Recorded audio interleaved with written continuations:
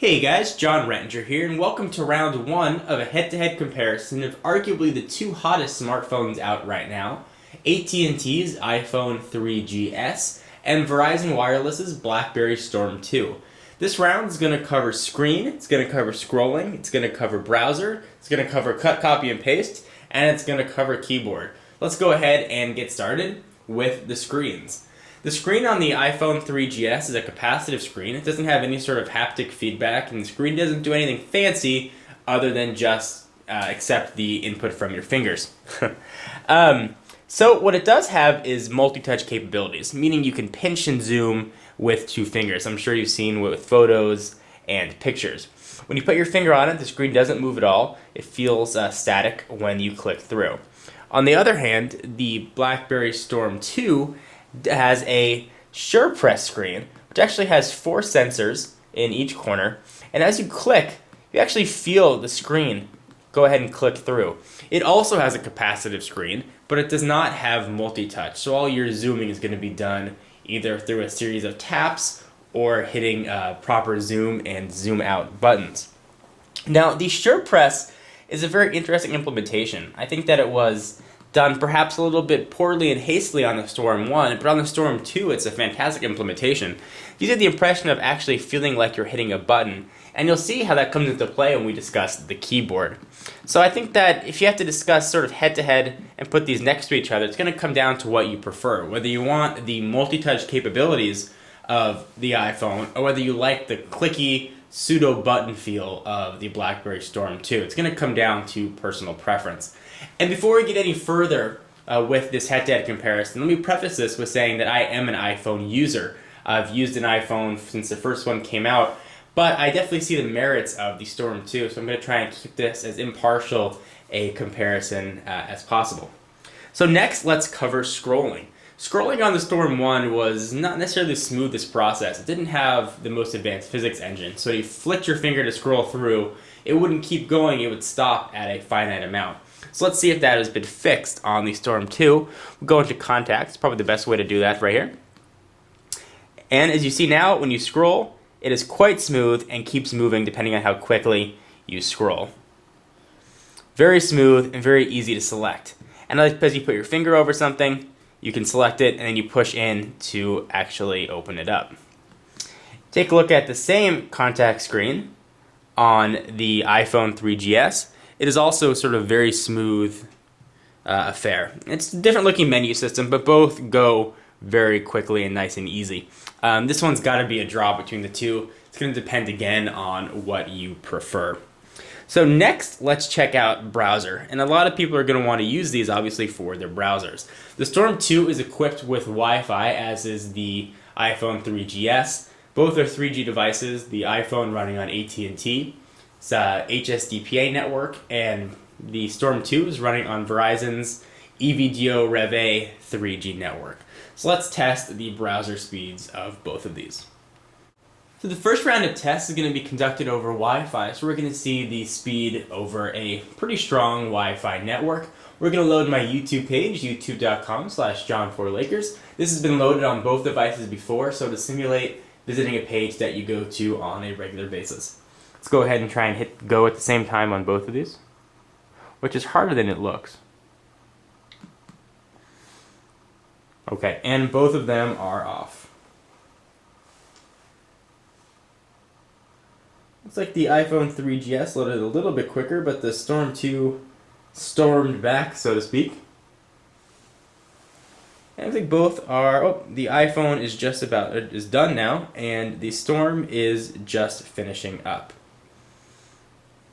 So while the Storm is still finishing, let's talk about navigation and how the iPhone handles browsing. So you can scroll through with one finger, and you get a very smooth scrolling as you go through. You don't get that checkerboard pattern with the page loading. It's very quick.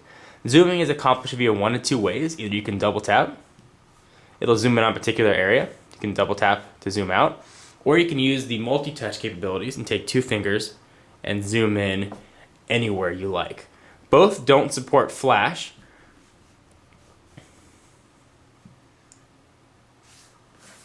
And as of right now, neither have browsers that are going to support Flash. So you can see it's a relatively smooth, I'd say elegant experience on the mobile Safari on the iPhone 3GS. Moving over to the Storm 2, if I scroll along, also I don't get that checkerboard pattern. It's got a very quick load speed and the processor seems to be handling things nicely. If I want to zoom in, I can do it one of two ways. I can also double tap. And the screen flashed and zoomed in, and I did not have to actually click the screen in. It was just a quick double tap, and I can double tap again to zoom in a little bit more. Now, zooming is also done via these two magnifying glasses, either in or out. And you just sort of hit it and you zoom in or out. You don't have any multi-touch capabilities on the browser. You can move it around, but you're not going to be able to sort of pinch and zoom, unfortunately. I do wish that the Storm 2 had multi-touch capabilities. I think that's one area where the iPhone really shines. I think that this round definitely has to go to the iPhone. Although Storm 2 has a very capable browser, which does seem to be worlds better than what was found on the first Storm. So if browsing is of utmost importance to you, I think the iPhone is definitely going to be a better way to go. Let's go ahead and exit out of these. And let's continue with cut, copy, and paste. It was a big sticking point with the first iPhone that it didn't have cut, copy, and paste. And BlackBerry sort of always had it, but there's a new implementation that's in place with the Storm 2. So let me show you how both this works. I'm going to go ahead and open up Notes application on the iPhone. I'll go ahead and go into a new note here. So now I've got some text on an iPhone application. This will work in SMS, it'll work on a web page, it'll really work anywhere where there's text. If you want to cut, copy, and paste, you take one finger, select the text that you want, that little magnifying glass pops up, you let go, I can hit select, select all, or paste, let's select, and I get these two little blue bars that I can move along to select the text that I want. Once I have it selected, I can hit copy. If I want to paste it, you just select again, and you hit the paste button. Very quick and very easy. We'll move over here to the BlackBerry Storm 2 and I'll show you how cut, copy, and paste works. For this, I'm going to open up a message. And here's a message from BlackBerry telling me about my registration. We'll use this one for demonstration purposes. So what you do here is you actually take two fingers and you click down on the device. And you get these two very similar looking notification icons. And you can move it around to just where you want.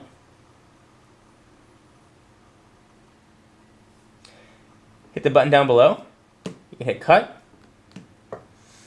And if I wanted to paste it, I would just hit the paste button.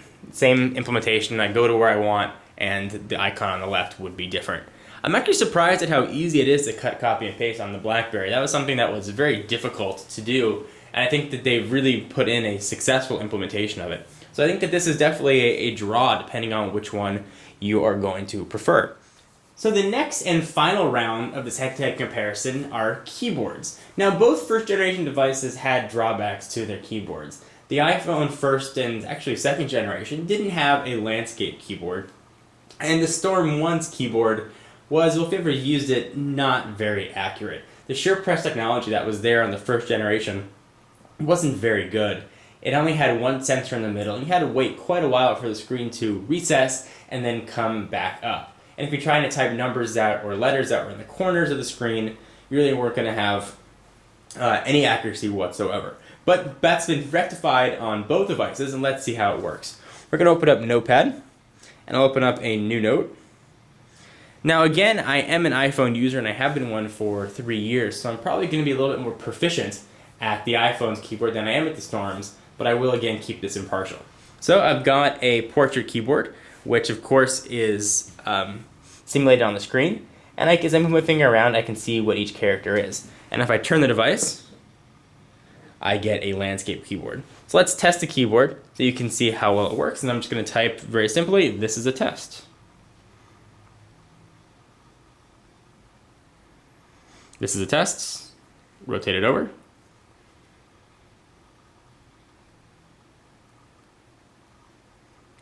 You can see that there are some errors, but the autocorrection feature fixed that. So I think that the keyboard on the iPhone is very quick and pretty easy to use. Let's go ahead and take a look at the Storm. And now with this new screen technology with the 4 sensors, see if it's more accurate to type on. So I'm going to go ahead and open up a new message.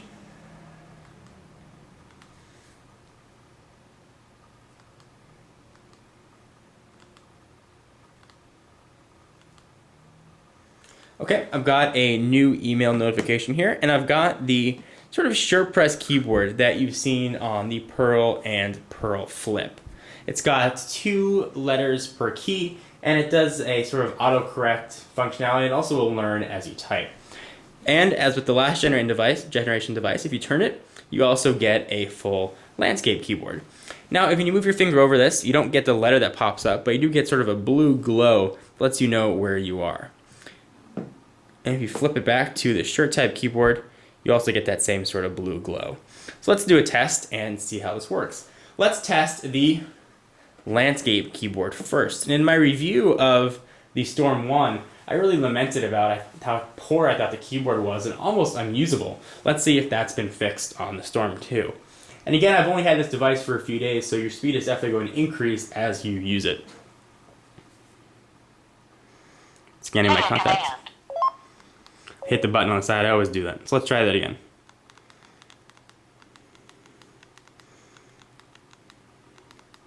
So there we go, this is a test, and I did that with 100% accuracy, although it did have to correct, but the keyboard and the phone recognized what I wanted to say, and it came through very quick. And I typed just as fast as I have it on the iPhone that I've had it for 3 years. So I'm very happy to report that the keyboard on the Storm 2 has been fixed. If you were holding out for a Storm because you couldn't stand the keyboard on the first one, put your fears to rest. It is hundreds of times better on the 2nd generation device. Let's take a look at the SureType keyboard. And I actually used to use a Pearl, and I was a fan of the keyboard, so let's try that out.